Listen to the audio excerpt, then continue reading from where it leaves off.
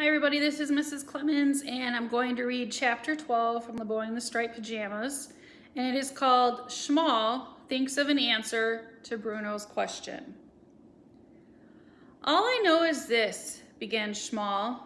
"Before we came here, I lived with my mother and father and my brother Joseph in a small flat above the store where Papa makes his watches. Every morning we ate our breakfast together at 7 o'clock, and while we went to school, Papa mended the watches that people brought to him and made new ones too. I had a beautiful watch that he gave me, but I don't have it anymore. It had a golden face, and I wound it up every night before I went to sleep, and it always told the right time." "What happened to it?" asked Bruno. "They took it from me," said Schmal. "Who?" "The soldiers, of course," said Schmal, as if this was the most obvious thing in the world. "And then one day, things started to change," he continued. "I came home from school, and my mother was making armbands for us from a special cloth and drawing a star on each one. Like this." He used his finger to draw a design in the dusty ground beneath him. "And every time we left the house, she told us we had to wear one of these armbands." "My father wears one too," said Bruno, "on his uniform. It's very nice. It's bright red with a black and white design on it. Using his finger, he drew another design in the dusty ground on his side of the fence." "Yes, but they're different, aren't they?" said Schmal. "No one's ever given me an armband," said Bruno. "But I never asked to wear one," said Schmal. "All the same," said Bruno, "I think I'd quite like one. I don't know which one I'd prefer, though. Your one or Father's?" Schmal shook his head and continued with his story. He didn't often think about these things anymore because remembering his old life above the watch shop made him very sad. "We wore those armbands for a few months," he said, "and then things changed again. I came home one day and Mama said we couldn't live in our house anymore." "That happened to me too," shouted Bruno, delighted that he wasn't the only boy who had been forced to move. "The Fury came for dinner, you see, and the next thing I knew, we moved here. And I hate it here," he added in a loud voice. "Did he come to your house and do the same thing?" "No. But when we were told we couldn't live in our house, we had to move to a different part of Krakow, where the soldiers built a big wall, and my mother and my father and brother and I had to live in one room." "All of you?" asked Bruno. "In one room?" "And not just us," said Schmal.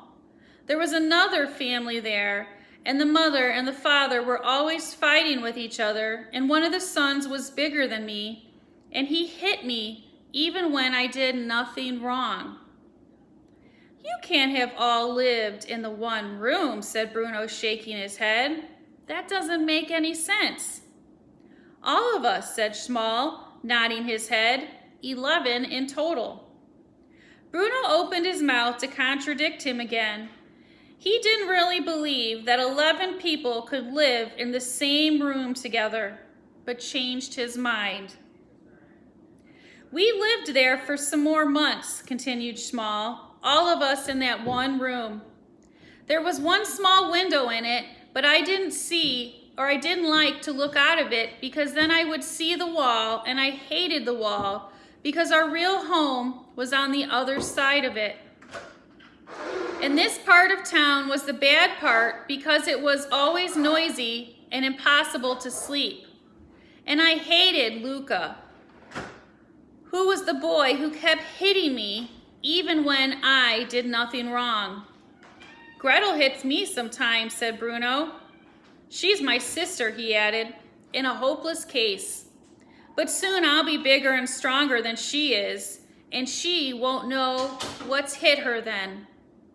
Then one day, the soldiers all came with huge trucks, continued Schmall, who didn't seem all that interested in Gretel.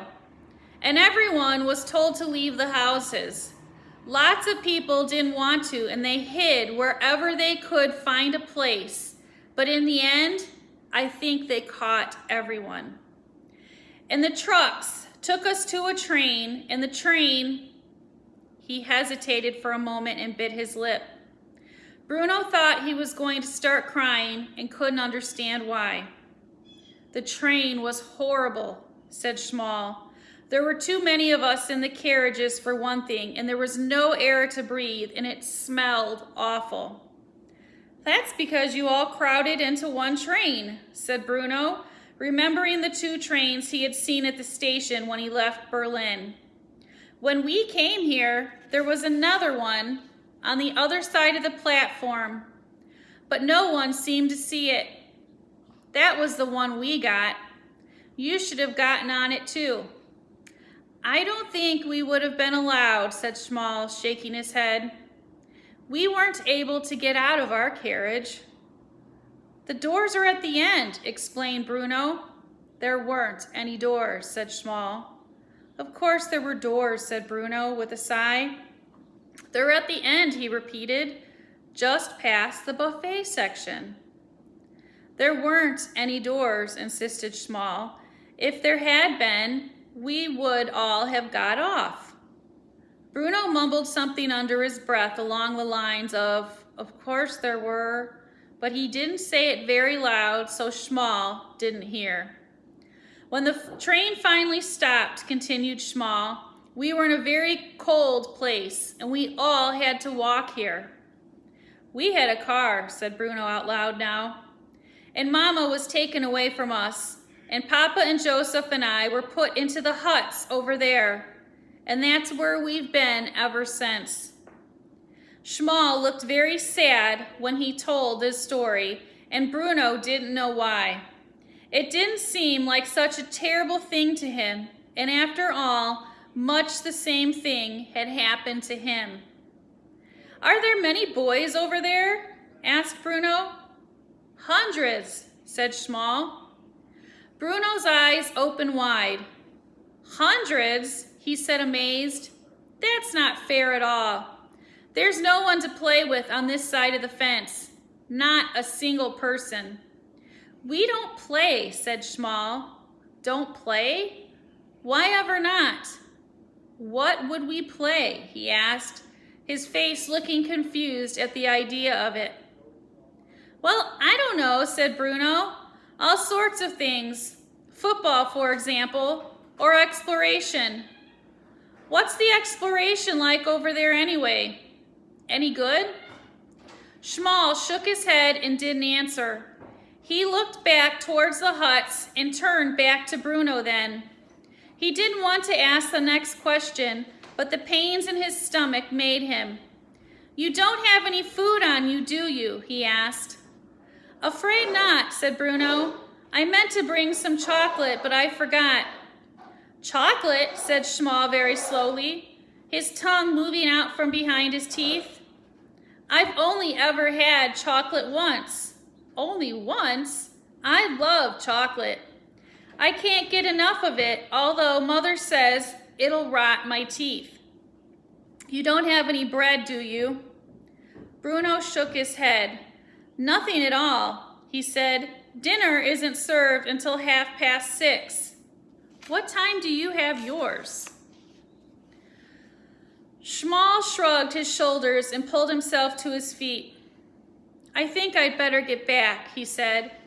Perhaps you can come to dinner with us one evening, said Bruno, although he wasn't sure it was a very good idea. Perhaps, said Schmall, although he didn't sound convinced. Or I could come to you, said Bruno. Perhaps I could come and meet your friends, he added hopefully. He had hoped that Schmall would suggest this himself, but there didn't seem to be any sign of that. You're on the wrong side of the fence, though, said Schmall. I could crawl under, said Bruno, reaching down and lifting the wire off the ground. In the center, between the wooden telegraph poles, it lifted quite easily, and a boy as small as Bruno could easily fit through. Schmal watched him do this and backed away nervously. I have to go back, he said. Some other afternoon then, said Bruno. I'm not supposed to be here. If they catch me, I'll be in trouble. He turned again and walked away, and Bruno noticed again just how small and skinny his new friend was. He didn't say anything about this because he knew only too well how unpleasant it was being criticized for something as silly as your height. And the last thing he wanted to do was to be unkind to Schmal. I'll come back tomorrow, shouted Bruno to the departing boy, and Schmal said nothing in reply. In fact, he started to run off back to the camp, leaving Bruno all on his own. Bruno decided that there was more than enough exploration for one day, and he set off home, excited about what had happened and wanting nothing more than to tell Mother and Father and Gretel, who would be so jealous that she might just explode, and Maria and Cook and Lairs all about his adventure that afternoon, and his new friend with the funny name, and the fact that they had the same birthday. But the closer he got to his own house, the more he started to think that that might not be a good idea. After all, he reasoned, they might not want me to be friends with him anymore, and if that happens, they might stop me coming out here at all. By the time he went through his front door and smelled the beef that was roasting in the oven for dinner, he decided that it was better to keep the whole story to himself for the moment and not breathe a word about it. It would be his own secret. Well, his and Schmal's. Bruno was of the opinion that when it came to parents, and especially when it came to sisters, what they didn't know couldn't hurt them. And there ends chapter 12. Have a great day.